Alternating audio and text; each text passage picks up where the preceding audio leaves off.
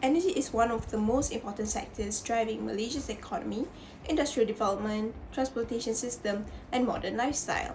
Malaysia currently relies on two major energy sources, which is the conventional energy and renewable energy. Conventional energy includes coal, natural gas, petroleum, while renewable energy includes hydropower, solar energy, wind energy, biomass, and biofuels. According to Malaysia's total energy statistic, in 2023, fossil fuel still dominates the national energy mix, with coal and natural gas contributing to the largest share of electricity generations. However, climate change, rising electricity demand, and global fuel price volatility are increasing the pressure on Malaysia's to transition toward a cleaner and more sustainable energy system. My name is Muhammad Haris Ikwan bin Muhammad Rasidi. I will present about general energy policy in Malaysia, including conventional energy. First, energy policy is a government plan or strategy used to manage the production, distribution and use of energy in the country. This policy is important because energy is needed for electricity, transportation, industries and daily activities. One of the main energy policy in Malaysia is the National Energy Policy 2022 to 2040. This policy was introduced by the government to ensure three main things, which are stable energy supply, economic growth, and environmental sustainability. Stable energy supply means Malaysia has enough energy resources for the future. Economic growth means the energy section can help industries, business and job opportunities to grow. Environment sustainability means reducing pollution and protecting nature while producing energy. Okay, besides that, Malaysia also introduced the National Energy Transition Roadmap, also known as NETR. NETR is Malaysia's plans to move towards cleaner energy and reduce carbon emissions. The roadmap focuses on increasing renewable energy use, reducing dependence on fossil fuels, and achieving a low carbon economy. And ETR also creates green job opportunities and support Malaysia's target of achieving net zero carbon emissions by 2050. This means Malaysia wants to reduce pollution and create a cleaner environment for future generations. My name is Muhammad Shafiq bin Tariq. Challenge of conventional energy, the carbon trap. First, we have rising peak demand. In May 2025, Malaysia hit a record of 21,049 megawatt peak demand. Relying on coal to meet this growth makes it harder to reach net zero targets. For import dependency, Malaysia remains highly dependent on import coal, primarily from Indonesia and Australia, making our energy costs vulnerable to global price shift and currency exchange. Fostering the asset risk, massive investment in coal plants are now risky, as a new carbon tax and international ESG regulation pressure bank to stop funding fossil fuel. Challenge of renewable energy, the integration barrier. For grid congestion, the current national grid requires a multi-billion ringgit upgrade smart grid to handle to the 70 RE target set for 2050 without causing water instability. The intermittency gap, while solar capacity is growing, it only provides 2% of generation in 2025. We lack the large-scale energy storage system needed to keep the grid stable at night. Industrial land use, expanding solar to meet the massive energy needs of new data center require thousands of hectare lands, often competing with agriculture or forest preservation. Assalamualaikum and good morning.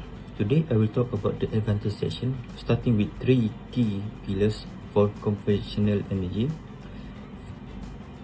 Number one, mature and established infrastructure. Our existing fossil fuel infrastructure support reliable power generation and easier grid integration.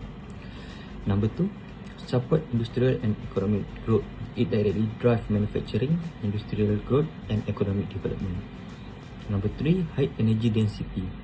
Fossil fuel produce high energy output with smaller land requirement compared to large-scale solar.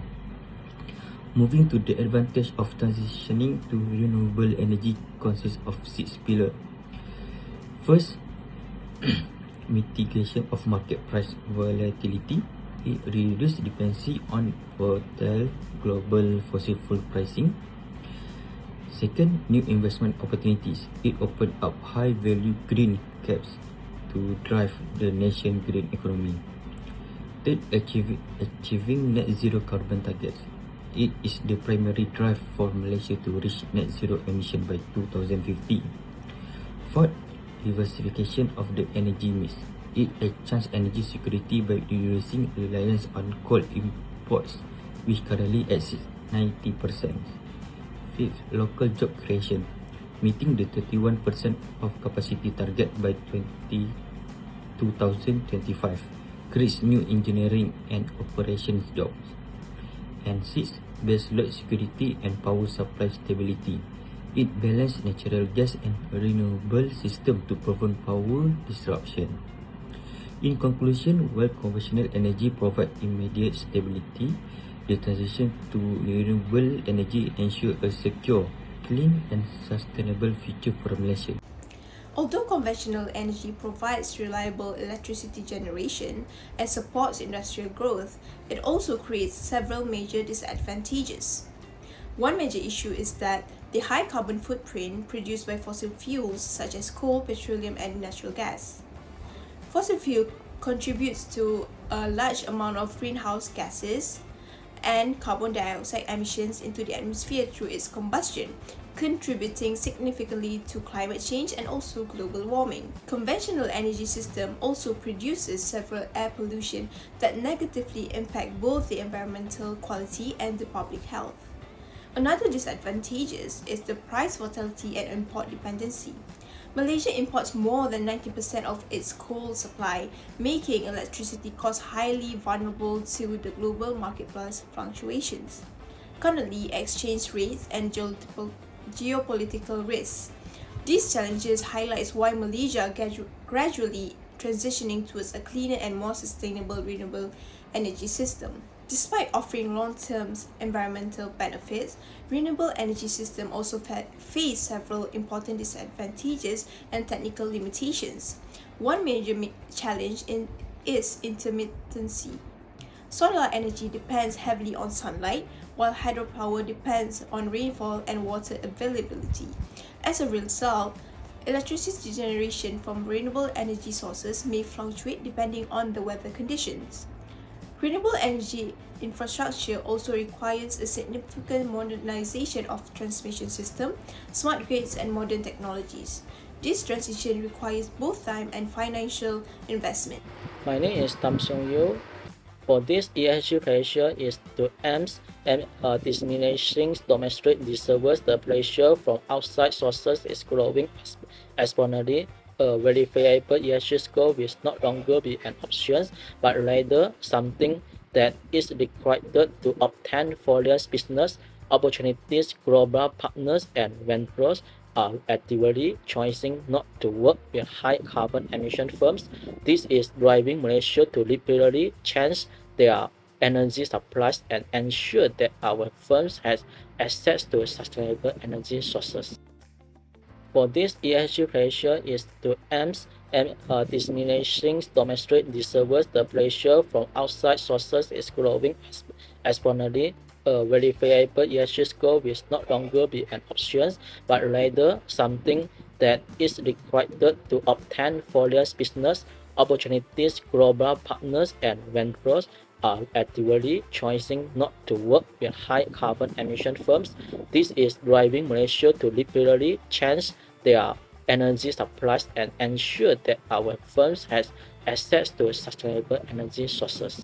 Attracting green investment is definitely has an impact on capital flight. Contemporary global investors are focusing only on investing in countries that are fighting global warming in order to continue beginning an alternate and attractive regions for foreign direct investment, it is essential that Malaysia maintain perfect green criteria.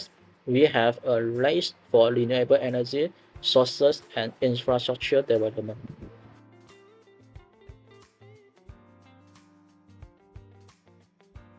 For this threat of global warming, this is the underlying motivation, which is based on the existential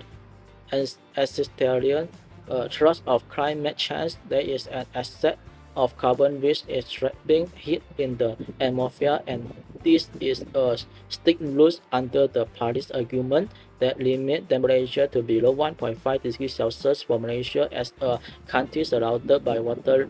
Rapid decarbonization is not optional but a requirement.